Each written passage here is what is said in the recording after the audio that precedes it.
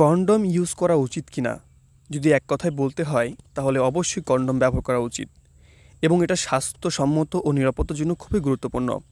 Condom কেন ব্যবহার করা উচিত? গর্ভধারণ প্রতিরোধে। কন্ডম সঠিকভাবে ব্যবহার করলে অযাচিত গর্ভধারণের ঝুঁকি অনেক কমে যায়।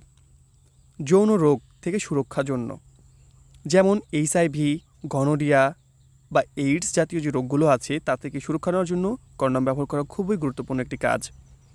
নিরাপদ ও হাইজেনিক।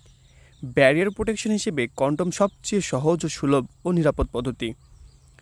কোনো সাইড এফেক্ট নেই। অন্যান্য জন্ম নিয়ন্ত্রণ পদ্ধতিতে ওষুধ বা হরমোন লাগে, কিন্তু কন্ডম তা লাগে না।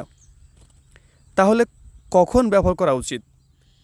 যে কোনো অবিবাহিত বা নতুন পার্টনার থাকলে, বিশ্বাসের বাইরে সম্পর্ক হলে, প্রেগনেন্সি না চাইলে, এসটিআই থেকে সুরক্ষিত থাকার জন্য। কিভাবে ব্যবহার করলে 100% সেফ থাকে? মেয়াদ দেখে নিতে হবে, সঠিকভাবে পরিধান করতে হবে। একবার ব্যবহার করলে দ্বিতীয়বার ব্যবহার করা যাবে না। ফেটে গেলে সাথে সাথে নতুনটা পড়তে হবে। সংক্ষেপে যদি বলি, কন্ডম ব্যবহার করা উচিত নিজের এবং পার্টনারের নিরাপত্তার জন্য।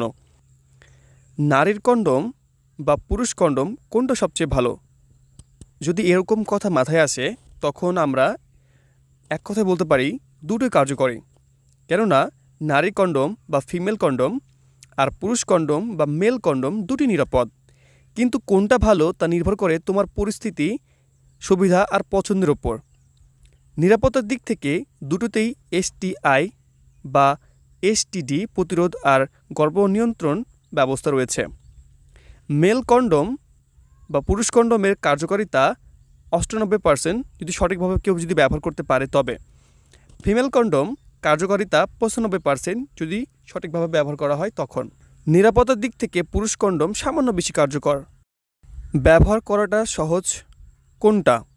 মেল কন্ডম খুবই সহজ ব্যবহার করা, কারণ এটি পরিধান করা সহজ। মেল কন্ডমটা যখন কেউ পরিধান করে তখন তার প্র্যাকটিসের প্রয়োজন পড়ে। প্রথমবার ব্যবহার করতে অনেকেরই অস্বস্তি হয়। নিয়ন্ত্রণ কার হাতে থাকে? পুরুষ কন্ডমের বেলাতে পুরুষ কন্ডম সে নিজেই এটি পরিচালনা করতে পারে, আর ফিমেল কন্ডমের বেলায় নারী সেটি নিয়ন্ত্রণ করে রাখে। যদি পুরুষ কন্ডম ব্যবহার করতে না চায় তাহলে নারী নিজের সুরক্ষার জন্য এটি লাগাতে পারে। আরাম এবং অনুভূতি দুইটাতেই সমান, তবে ফিমেল কন্ডমটা কিছুটা সময় অস্বস্তিকর হতে পারে। কেউ কেউ এটি আরামদায়কও মনে করে। সহজলভ্যতা। কোনটি খুব তাড়াতাড়ি পাওয়া যায়?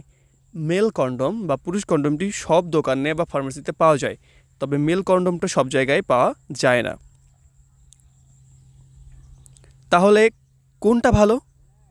সাধারণত পুরুষ কন্ডমই বেশি ব্যবহারযোগ্য, নিরাপদ এবং সস্তা, কিন্তু নারী কন্ডম যদি কেউ ব্যবহার করতে চায় তবে সে ব্যবহার করতে পারবে। এটি কি ক্যান্সার সৃষ্টি করে?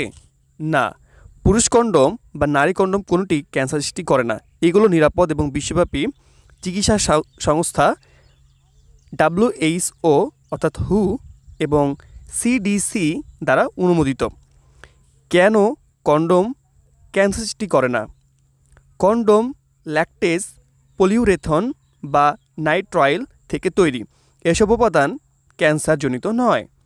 কন্ডম শরীরের ভিতরে কোনো কেমিক্যাল ছাড়ে না, এই জন্য এটি নিরাপদ। কন্ডম ব্যবহার শুধুমাত্র বাহ্যিক বা ইন্টারনাল ব্যারিয়ার হিসেবে কাজ করে।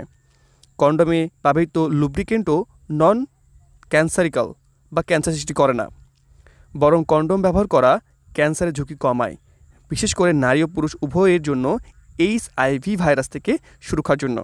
এইচআইভি হলো সেই ভাইরাস যা তৈরি করতে পারে জরায়ু cancer, penile cancer, anal cancer, oral cancer. Condom HIV ছড়ানো অনেকটা কমিয়ে দেয়।